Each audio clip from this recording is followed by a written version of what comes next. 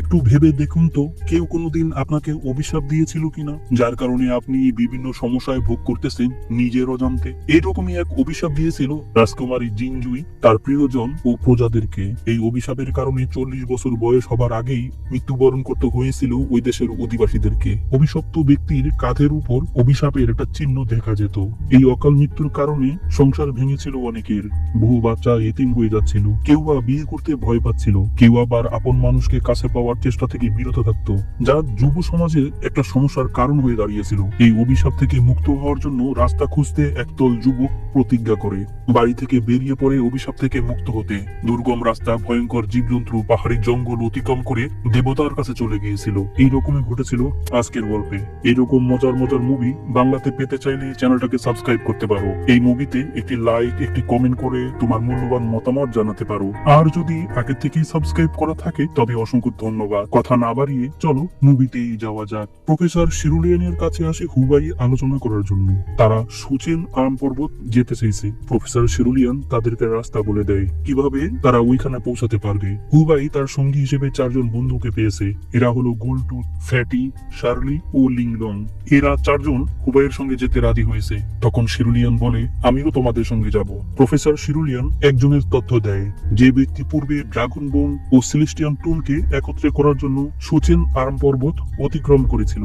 একটি সাপের উপর তৈরি হয়েছিল ওই পাহাড়। 5000 বছর যাবৎ ওই সাপ ওইখানে অবস্থান করছে। এই কারণে সাপের শরীরের উপর গাছপালা জন্ম নিয়ে এই পাহাড় তৈরি হয়ে গেছে। প্রফেসর শিরুলিয়ান পরামর্শ দেয় ব্লাং চেং লুইয়ের কাছ থেকে মুসেন ওয়ান মন্দিরে যাওয়ার রাস্তাটা জেনে নেওয়ার জন্য। তখন শার্লি আসে। সে বলে ব্লাং চেং লুইয়ের কাছে যাবে, তার কাছ থেকে যাওয়ার রাস্তাটা জিজ্ঞাসা করে নেবে ড্রাগন বন কিভাবে হাসিল করা যায়। শার্লি আরো বলে 30 বছর আগে ব্লাং চেং লুই তার একটি দল নিয়ে ওই জায়গায় গিয়েছিল। তার দলের সবাই মারা গেছে, শুধুমাত্র ব্লাং চেং লুই বেঁচে আছে। বর্তমানে সে অন্ধ এবং পাগল হয়ে গেছে। তার সঙ্গে সাক্ষাৎ করতে হলে তাদের সবাইকে পাগলাগারতেই যেতে হবে। প্রফেসর শিরুলিয়ান হুবাইকে বলে, ড্রাগন বন ও সেলেস্টিয়ান টোন যদি একত্রে করতে পারো তবে তোমরা এই অভিশাপ থেকে মুক্ত হতে পারবে। তাই সবাই চলে আসে ব্লাং চেং লুইয়ের কাছে। তাদের উপস্থিতি টের পেয়ে ব্লাং চেং লুই বলে, তোমরা এসে গেছো। অন্ধ থাকার পরও ব্লাং চেং লুই শার্লিকে বলে, হ্যালো ইয়াং লেডি, তুমি কেমন আছো? তোমার শরীরের গন্ধ শুকে আমি বলতে পারি তুমি কে, কোথা থেকে আসছো, কেনই বা আসছো আমার কাছে। কথাগুলো শোনার পর হুবাই আশ্চর্য হয়ে যায়। সে ওখানে থাকা সিকিউরিটিকে জিজ্ঞাসা করে, সত্যিই কি সে অন্ধ? নয়তো কিভাবে সে বুঝতে পারলো আমরা এখানে এসেছি? ব্লাং চেং লুই তাদের ব্যবহৃত কাপড় ও ব্র্যান্ডের নাম ও কি কি পারফিউম ব্যবহার করেছে কে সবকিছু বলে দেয়। আর কথাগুলো শুনে সবাই আশ্চর্য হয়ে যায়। এটা কিভাবে সম্ভব? সে অন্ধ হলে এত কিছু কিভাবে জানে? ব্লাং চেং লুই শার্লিকে বলে, তুমি যে কারণে আমার কাছে আসছো এটাকে ভুলে যাও। তোমার সঙ্গে যে ছেলেটা আসছে হুবাই, তুমি তাকে ভালোবাসো। তুমি তার চোখের দিকে তাকাও, তাকে নিয়ে সুখী হতে চেষ্টা করো। তার স্পর্শে তোমার ভিতরে অগ্নি লাভা সৃষ্টি হবে। জীবনটা খুব ভালোভাবে কাটাতে পারবে। যে জায়গায় তোমরা যেতে চাও ওইখান থেকে কেউ জীবিত ফিরে আসতে পারে না। যে মাথা নত করতে পারে একমাত্র সেই বেঁচে ফিরে আসতে পারছে ওই জায়গা থেকে। তোমার উচিত ওই জায়গাটাকে ভুলে যাওয়া। হুবাইকে নিয়ে ঘর সংসার করো, এতে যতদিন তুমি বেঁচে থাকবে খুব সুন্দরভাবে ভালো থাকবে। শার্লি বলে, তুমি একটা ভীতু চেং লুই, তোমার কাছ থেকে এটা আশা করি নাই। আমরা ড্রাগন বন হাসিল করার জন্য যাব, আর আমাদের দেশের সমস্ত মানুষকে এই অভিশাপ থেকে মুক্ত করার জন্য পদক্ষেপ নিয়েছি। তাই তোমার উচিত আমাদেরকে সহযোগিতা করা। ব্লাং চেং লুই বলে, তুমি আমার দুটি চোখের দিকে দেখো, আর কখনোই এদিকে তাকানোর সাহস করো না। যদি করো তবে তোমার দরজার পাশে মৃত্যু দাঁড়িয়ে থাকবে সব সময়। যে চিন্তায় মাথা নিয়ে আসছো সেটা ভুলে যাও। আমার মনে হয় তুমি অত্যন্ত জ্ঞানী, বুদ্ধিমান, সাহসী এবং সুন্দরী একটা মেয়ে। আমার এই কথাগুলোর মানে তুমি খুব সহজেই বুঝতে পারবে। দূর থেকে হুবাই সবকিছু পরিলক্ষিত করে। তার সম্বন্ধে অবলীলায় সবকিছু বলে দিয়েছে ব্লাং চেং লুই। সে আজ পর্যন্ত শার্লিকে তার মনের কথাটা বলতে পারেনি। সে শার্লিকে অনেক ভালোবাসে। কিন্তু ব্লাং চেং লুইয়ের কথা শুনে হুবাইয়ের ভিতরে আবেগ কাজ করতে শুরু করে। তার চেয়ে বেশি কিউরিসি তার ভিতরে কাজ করতে থাকে। হুবাইয়ের মনের কথা ব্লাং চেং লুই কিভাবে জানে? ব্লাং চেং লুই হুবাইকে বলে, কেমন আছো ইয়াংম্যান? তোমার হাত স্পর্শ করার সঙ্গে সঙ্গে আমি জেনে গেছি তোমার ভিতরে আসমান এবং জমিনের মিলন ঘটেছে। তুমি অত্যন্ত উদ্যমী, শক্তিশালী। তবে দুঃখের বিষয় হলো তুমি অভিশাপ নিয়ে ঘুরছো। তোমার হাতে যে সময়টা আছে, এই সময়টা তোমার ভালোবাসা উচিত। কোনো দেবতার বিরুদ্ধে লড়াই করা ঠিক হবে না। তোমার উচিত শার্লিকে নিয়ে সংসার করা। মনের কথাটা বলে দাও শার্লিকে। ব্লাংচেন লুই চাইছে না তারা এই মিশনে যাক, যেখানে প্রতি পদে পদে মৃত্যু আহ্বান করে।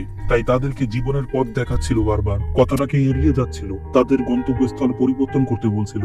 কিন্তু শরীরে রক্ত গরম থাকার কারণে কেউ তার কথাগুলো বুঝতে পারছিল না। সে বলে, আমার সমস্ত সঙ্গীরা মারা গেছে। আমি অনেক সাহসী যুবক দেখেছি, তারা আজ কেউ বেঁচে নেই। তারা যদি এই মিশনে আমার সঙ্গে অংশগ্রহণ না করত, তবে হয়তো যতটুকু সময় বেঁচে থাকতো খুব ভালোভাবেই সময় পার করতে পারতো। তাই তোমার উচিত শার্লিকে নিয়ে ভালো থাকা। সুচেন আর্ম পর্বতে ড্রাগন বন আনতে যাওয়া ঠিক হবে না। শার্লি ও হুবাই নাসুরবান্দা ছিল। শেষ পর্যন্ত ব্লাংচেন লুই বলে দেয় হুবাইকে, তোমার চাচাতো বোন চাউনের কাছে যাও, তুমি তাকে জিজ্ঞাসা করো কিভাবে যেতে হবে। পুরো টিমকে নিয়েই তারা সবাই চলে আসে চাউনের বাড়িতে। চাউন ছিল হুবাইয়ের দূর সম্পর্কের চাচাতো বোন। 12 বছর পর সে আজ বোনের বাড়িতে আসছে। সঙ্গে থাকা সবাই জিজ্ঞাসা করে, তুমি কিভাবে চাউনকে চেনো হুবাই? হুবাই বলে, ইউনিয়নে সে আর্মিতে কাজ করেছিল, সেখানে চাউনের হাজবেন্ড চাকরি করত। তখন হুবাইয়ের বয়স 12 বছর ছিল।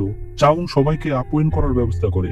সে তার নিজের হাতের তৈরি চা বাগান থেকে চা পাতা নিয়ে চা তৈরি করে নিয়ে আসছে আর সবাইকে আপ্যায়ন করার জন্য আমন্ত্রণ করছে।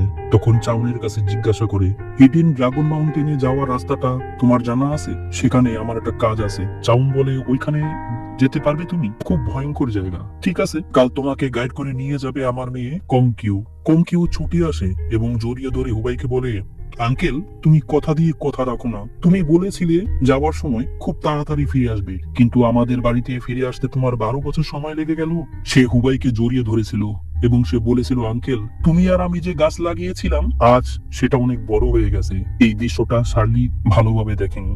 তাকে জড়িয়ে ধরছিল কংকিউ। সে মনে মনে একটু মাইন্ড করে নেয়। তার সঙ্গীরা সবাই মজা করছিল হুবাইকে নিয়ে জড়িয়ে ধরার কারণে। ঘুমানোর জন্য শার্লি গেস্ট রুমে যাচ্ছিল, তখন মশার কয়েল দেওয়ার জন্য গিয়েছিল হুবাই। খুব অভিমান করে ঘরের দরজাটা বন্ধ করে দেয় শার্লি, কারণ তাকে জড়িয়ে ধরেছিল কংকিউ। কিছুক্ষণ পর আগুনের জোনাকি পোকা নিয়ে খেলা করতে নেমে পড়ে গুলটু, ফ্যাটি, লিংলং ও কংকিউ। আগুনের জোনাকি পোকায় রাজাকে একটি কাচের পাত্রে বন্দি করেছিল কংকিউ, আর ওই আগুনের জোনাকি পোকাগুলো তাদের রাজাকে পিছু করছিল। সমস্ত জোনাকি পোকাগুলো যখন আকাশের মধ্যে উড়তে শুরু করে, জোনাকি পোকা তাদের রাজার পিছু পিছু ছুটতে শুরু করে। এই দৃশ্য দেখে ফ্যাটি ও লিংলং বিমোহিত হয়ে পড়ে। তারা দুজন দুজনকে ভালোবাসে। তাদের এই রোমান্টিক দৃশ্য দেখে, তাদের ছুটাছুটি দেখে হুবাই শার্লিকে একটি কবিতা শোনায়। কবিতার ছলে সে শার্লিকে প্রপোজ করে দেয়। হুবাই শার্লিকে বলে, বাগানে যত ফুল ফুটে সব তোমার হাসির কারণে, সমুদ্রের যত ঢেউ তা হয়তো তোমার চোখের পানি, ফাগুনের আসা যাওয়া তোমার হাসির উপরই নির্ভর করে। তোমার পথের প্রত্যেকটা কাঁটা আমি একটা একটা করে সরিয়ে দেব। আমার ভালোবাসার আদরে তোমাকে চাদর তৈরি করে দেব। আমার প্রেমের সীমানা তোমাতেই সীমাবদ্ধ। প্রত্যেকটা মুহূর্ত ভালোবাসতে বাসতে পার করব যতক্ষণ দেহে প্রাণ আছে। তোমাকে অনেক ভালোবাসি শার্লি। যেদিন তুমি বুঝতে পারবে আমি হয়তো পৃথিবীতে থাকবো না, তোমার মনের মধ্যে আমাকে একটু জায়গা দিও। কথাগুলো শুনি শার্লি আবেগপূর্ণ হয়ে পড়ে। মনের অজান্তেই দুজন দুজনকে কিস করে ফেলে। আর দূর থেকে ফ্যাটি, লিংলং, কংকিউ আনন্দে উল্লাস শুরু করে দেয় এই দৃশ্য দেখে। কংকিউ তখন বলে, এই আগুনের জোনাকি পোকা তাদের রাজাকে অনুসরণ করে। তারা খুব বিশ্বস্ত হয়। তারা চোখে দেখতে পায় না, তাদের রাজার গন্ধ যেখানে পায়, যত দূরেই অবস্থান করুক না কেন, গন্ধ শুকতে শুকতে তারা চলে যায় রাজার কাছে। আর তাদেরকে স্পর্শ করার সঙ্গে সঙ্গে আগুনে জ্বলে পুড়ে ছাই হয়ে যায়, মৃত্যুবরণ করে নিজের আগুনে নিজেই। আমাদের এখানে কমপক্ষে 10 কোটি তারও বেশি জোনাকি পোকা আছে। তখন ফ্যাটি বলে, তুমি এটা আমাকে উপহার দাও। লিংলংকে খুশি করার জন্য আমি এটা তাকে উপহার দেব। সে ওই জোনাকি পোকার রাজাকে উপহার দিয়ে দেয়। পাত্রবন্দি অবস্থাতেই তার সঙ্গে নিয়ে নেয় ফ্যাটি ওই জোনাকি পোকার রাজাকে। সকাল হতেই সবাই যাত্রা শুরু করে হিডেন মাউন্টেনের দিকে। তাদের গাইড করছিল কংকিউ। পাহাড়ি আঁকাবাঁকা পথ পেরিয়ে, সুন্দর এক মাঠভূমি পেরিয়ে, সবুজ পাহাড়ি রাস্তা পেরিয়ে, প্রত্যেকটা পদে পদে প্রাকৃতিক অনাবিল সৌন্দর্য লুকিয়েছিল তাদের পথযাত্রায়। প্রেমিক মনে অবশ্যই সাড়া দেবে যারা জীবনে কাউকে ভালোবেসেছে। এরকম দৃশ্য দেখে তারাও এর বাইরে ছিল না। একটা সময় পৌঁছে যায় নদীর কিনারায়, যে নদীর শেষ প্রান্তরে অবস্থান করেছিল হিডেন মাউন্টেনের দিকে। তখন তারা রাম্বুরাও, এক ধরনের নৌকা বহুদিন যাবৎ পড়ে আছে ওইখানে। ওটা বাঁশ দ্বারা তৈরি। বাঁশগুলোর বাঁধ খুব লুজ হয়ে গেছে, কংকিউ বলে খুব সাবধানে চালাতে হবে, যে কোনো মুহূর্তে এটা ছিঁড়ে যেতে পারে। তারা চলে যাচ্ছিল, কংকিউ চিৎকার করে বলে, তোমরা কিন্তু ভুলো না, রাতের জঙ্গলের ঘাটির মধ্যে গ্যাস সৃষ্টি হয়। রাতে সঠিকভাবে থাকার জন্য উঁচু একটা জায়গা খুঁজে বের করতে হবে। আমি শুনতে পেয়েছি ওই ঘাটির মধ্যে একটা আইল্যান্ড আছে যেটা হাওয়ার মধ্যে ভাসমান। ওই জায়গাটা থাকার জন্য তোমাদের উপযোগী হবে। তারা বাঁশের তৈরি নৌকা দিয়ে যাত্রা শুরু করে। পাহাড়ি গুহার ভিতর দিয়ে এক নদী, নদীর দুই কিনারায় লাইট মাউস নামের এক ধরনের টিকটিকি বসবাস করে। উজ্জ্বল আলো ছড়াচ্ছে দুই পাশ দিয়ে, দেখতে ভারী সুন্দর লাগছে। ওটা দেখে ফুরফুরে আমেজে মেতে উঠেছে ফ্যাটি। ম্যাগনেটিক কম্পাস দিয়ে পরীক্ষা করে নিল হুবাই তারা সঠিক জায়গায় আছে কিনা। হুবাই প্রফেসর শিরুলিয়ানকে বলে, কম্পাসটা খুব স্ট্রং ভাবে কাজ করছে, দিক নির্ণয় করা খুব কঠিন হয়ে পড়েছে। আমরা সঠিক জায়গাতে পৌঁছতে পারবো তো মাস্টার? প্রফেসর শিরুলিয়ান বলে, এখন শুধু সোজা চলতে থাকো, সময় হলে আমি তোমাদেরকে জানাবো। আর তখনই নদীর ভিতরে মাছ দেখে গোল্টু তার হাত দিয়ে ধরার চেষ্টা করে, আর সঙ্গে সঙ্গে ওই মাছ তার হাতের মধ্যে কামড়ে দেয়। সেখান থেকে 2-3 ফোঁটা রক্ত পড়ে যায় বাঁশের নৌকার উপরে। ওই রক্ত ধীরে ধীরে পানির ভিতরে ছড়াতে থাকে। শার্লি সবাইকে সাবধান করে দেয়। সে বলে, এটা খুনি ভাইপার মাছ, একটুখানি রক্তের গন্ধ পেলেই ভাইলেন্ট হয়ে যায়, তাই এদের কাছ থেকে সাবধানে থাকার চেষ্টা করো। কিন্তু প্রেমে পড়লে যা হয় আর কি। মনের মধ্যে রঙিন ফুল ফুটতেছিল। ভালোবাসার আবেগে প্রেমিকাকে কাছে পেয়ে খেটি বাঁশের নৌকার উপর খুনসুটিতে মেতে উঠে প্রেমিকার লিংলং এর সঙ্গে। ফায়ারফ্লাই জোনাকি পোকা নিয়ে যতই গভীরে প্রবেশ করে ততই ভয়ঙ্কর রূপ তাদের সামনে আসতে শুরু করে।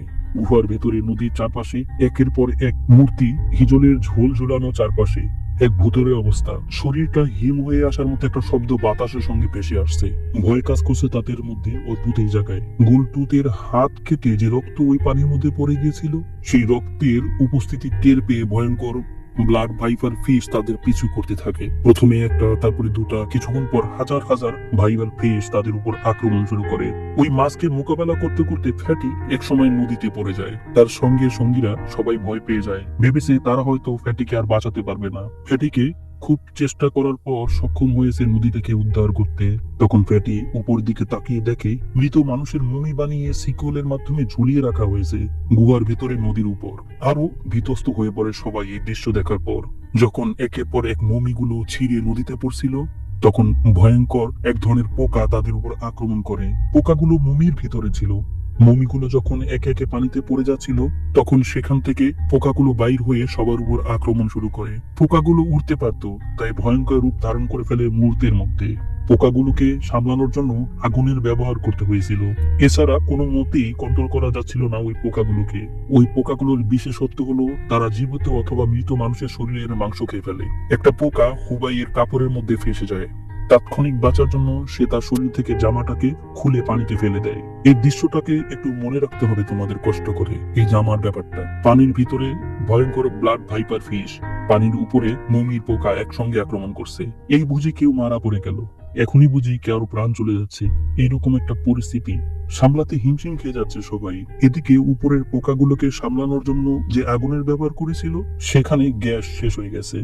প্রফেসর শিরুলিয়ান চিৎকার করে হুবাইকে বলে, এখন তোমাকে কোনো পদক্ষেপ নিতে হবে, সবার প্রাণ বিপন্ন। তুমিই পারো একমাত্র আমাদেরকে এই মুহূর্তে সাহায্য করতে। হুবাই চট করে বাঁশের নৌকা থেকে নেমে পড়ে। নদীর কিনারায় একটি ছোট্ট পাহাড়ি টিলার সঙ্গে বেঁধে দেয় নৌকাকে, কারণ একটু দূরেই ছিল নদীর শেষ প্রান্তর। দুই দিকে নদীটা বিভক্ত হয়ে ঝর্ণায় রূপান্তর হয়ে গেছে। নদীর কিনারায় থাকা টিলার সঙ্গে নৌকাটিকে বেঁধে ফেলে। সে ওই উড়ন্ত পোকার দিকে লক্ষ্য করে একটি বোমা নিক্ষেপ করে। বোমাটা বিস্ফোরণ হওয়াতে সমস্ত পোকা সেখানেই মারা যায়, আর সঙ্গে সঙ্গে তাদের নৌকাটা ভেঙে চূর্ণ বিচূর্ণ হয়ে যায়। তাদের নৌকা দুইটি দুই দিক দিয়ে বেরিয়ে গেছে, ঝর্ণার ভিতরে পড়ে গেছে। তাদের দলটা আলাদা হয়ে গেছে। তারা তিনজন তিনজন করে দুইটা দলে বিভক্ত হয়ে গেছে, পৌঁছে গেছে একটা দ্বীপের মধ্যে। প্রফেসর শিরুলিয়ন, ফ্যাটি ও লিংলং পৌঁছে গেছে এক দ্বীপের মধ্যে। হুবাই, শার্লি ও গোলটুথ ওই দ্বীপের অন্য প্রান্তরে। দুটো দলই চিন্তায় পড়ে যায়, তারা কি বেঁচে আছে? ভাবনা চালাতে থাকে মনে মনে। অন্য দল যদি বেঁচে থাকে তবে দেখা হবে কিভাবে? এই অনিশ্চয়তার মধ্যে ঘুরতে ঘুরতে পৌঁছে যায় শিয়াং ওয়াং মকবারাতে। ওই মকবরা রাজকুমারী জিনজুই তৈরি করেছিল। যারা তার সঙ্গে বিশ্বাসঘাতকতা করেছিল তাদেরকে এখানে মমি পরে রাখা হতো। শিওয়াং ছিল রাজকুমারীর খুব ঘনিষ্ঠ বন্ধু। তার বিশ্বাসঘাতকতার কারণেই অভিশাপ দিয়েছিল সমস্ত নগরবাসীকে রাজকুমারী জিনজুই। তার সঙ্গী আত্মীয় স্বজনদেরকেও ওইখানে রাখা হয়েছিল শেষ পর্যন্ত। শিওয়াংকে এখানেই সমাহিত করা হয়েছে, আর এই জায়গাটাকে পাহারা দেওয়ার জন্য এক ধরনের বিশাল টিকটিকিকে রাখা হয়েছিল। ওই টিকটিকি গুলো দেখতে কুমিরের মতো মনে হয়। একটুখানি এগিয়ে যাওয়ার পর নেম প্লেট খুঁজে পায়। এখানে যাদেরকে সমাহিত করা হয়েছে তাদের মধ্যে দাসদাসী ছিল, কিছু আত্মীয় স্বজন ছিল এবং তার প্রিয় বন্ধু শিয়াং ওয়াং ছিল। তাদের নামের লিস্ট। প্রফেসর শিরুলিয়ান দিক নির্ণয় করার জন্য ম্যাগনেটিক কম্পাস দিয়ে পরীক্ষা করে। তখন সে দেখতে পায় কম্পাসটি কাজ করছে না, তাই ঘাবড়ে যায়। তারা গভীর অরণ্যের মধ্যে কোন দিকে যাবে সেই দিক নির্ণয় করতে পারছিল না। ফ্যাটিউ লিংলংকে বলে সিগন্যাল দেওয়ার জন্য তৈরি থাকো। ওরা যদি গুহার ভেতর থেকে বাইর হয়ে আসে তবে এই সিগন্যাল দেখে আমাদেরকে খুঁজে বাইর করে নেবে। অন্যদিকে হুবাই, শার্লি, গোল্টু পৌঁছে যায় ওই মকবারার ভিতরে। মৃত মানুষের পচা দুর্গন্ধ তাদের নাকের মধ্যে ভেসে আসছে। এই দুর্গন্ধ সহ্য করতে পারছিল না শার্লি। একটু সামনে এগুতেই ভয়ঙ্কর